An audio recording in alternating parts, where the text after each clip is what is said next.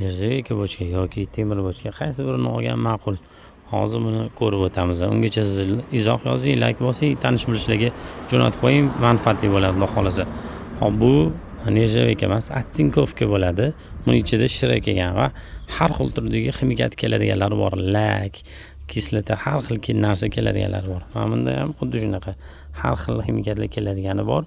Hop, oddiy suvda ishlatadigan bo'lsangiz, buni misol uchun 1 oy nari berdi zanglab chirishga o'tib ketadi. Oddiy suvda ishlatadigan bo'lsangiz, mana nержавейка emas, atsinkovka ko'pchilik adashib ketadi. Atsinkovkani yillar davomida ishlatasiz, sizga manfaatli bo'ladi, foydali bo'ladi.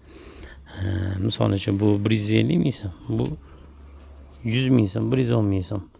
Agarda ximikat, har xil ishqorli ximikatlarda ishlataman desangiz, bu ham mana bunaqa zanglab sekin chirishga o'tib ketadi. Vaqt o'tgan sari, misol uchun bu 1 hafta ishlatsangiz, har xil ishqor ximikatlarda buni 1 oycha ishlatasiz, mana bunaqa zanglab ketadi. Baribir zanglaydi agarda ximikatlarda ishlatadigan bo'lsangiz. Xullas, tanlov o'zingizda. Oddiy suvda foydalanaman desangiz, atsinkovka olganingiz yaxshi.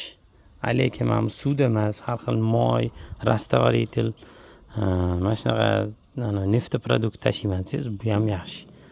Zanglamaydi, uzoq muddat xizmatingizni qiladi.